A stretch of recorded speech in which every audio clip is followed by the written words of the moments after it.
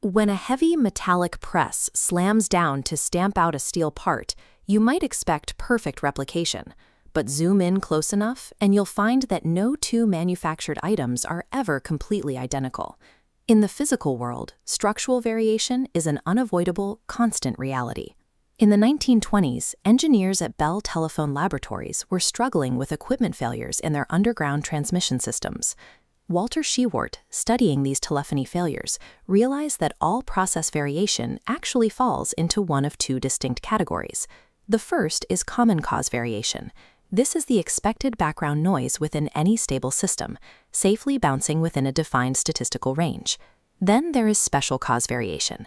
This is an unpredictable, assignable shift caused by an acute failure, like a broken tool or systemic breakdown.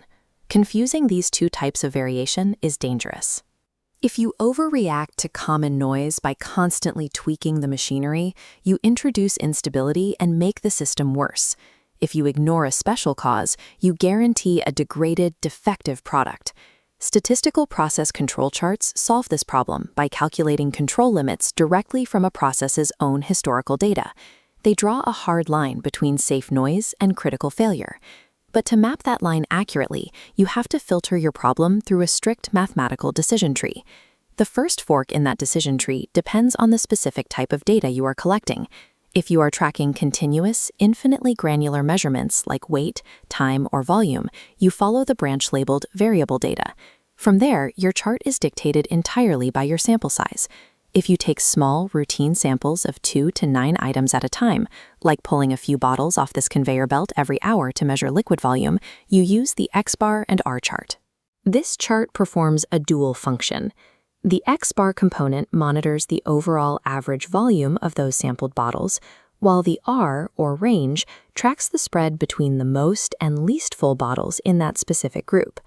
When sample sizes grow large, say automated sensors simultaneously measuring dozens of piston rings at once, calculating a simple range becomes mathematically inefficient.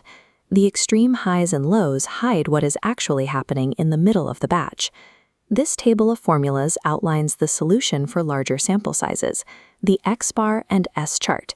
The S stands for standard deviation. Instead of relying on the extremes, this calculation tracks the variance of every single item in the entire batch simultaneously. Sometimes subgrouping is impossible. If you only have a single isolated data point to work with, like recording average hospital wait times once a month, you move to the IMR chart. The I tracks the individual value, while the MR, moving range, creates mathematical context by measuring the absolute difference between consecutive months. This uncovers systemic breakdowns even when data is incredibly sparse. Variable charts act as a magnifying glass for physical measurements. They allow engineers to catch microscopic deviations and slow process drifts long before a product actually fails on the line. But what if your data cannot be measured on a continuous scale? We move to the right branch of the tree, attribute data. Here, data is strictly counted in discrete whole numbers, categorizing outcomes into individual defects or binary pass-fail defectives. If you are counting the total raw number of individual flaws across a strictly constant sample size, like counting the exact number of scratches across exactly 10 LCD screens every shift, you use the C chart. In many environments, the sample size varies. Look at these textile carding machines. If you are counting defects across fluctuating yardages of fabric, inspecting 100 yards one day and 200 the next, you switch to the U chart, which adjusts for that varying inspection area. This table displays daily calls alongside varying complaint totals. When you track strict binary outcomes, you track the proportion, P. This P chart visualizes that data. The upper and lower control limits are jagged, dynamically adjusting every day to account for the wildly shifting call volume.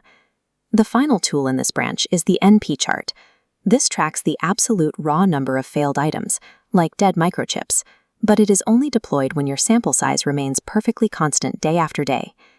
Attribute charts enforce a rigid standard of quality, even in highly volatile production environments, where sample sizes and total output volumes refuse to stay constant. When we zoom out, the complete decision tree comes into focus. The thousands of measurements generated during a production cycle are now filtered into a logical, navigable map. Control charts translate raw numbers into a visual language that reveals the true underlying behavior of a process. Selecting the correct statistical chart ensures your mechanisms stay aligned. It prevents operators from destroying stable systems through reactionary adjustments to perfectly normal fluctuations. Are you measuring or canting? Are you reacting to routine noise, or are you missing a critical failure? By applying the exact right chart to the exact right data, organizations can stop guessing. They can quiet the noise, isolate the signal, and let the mathematics dictate the solution.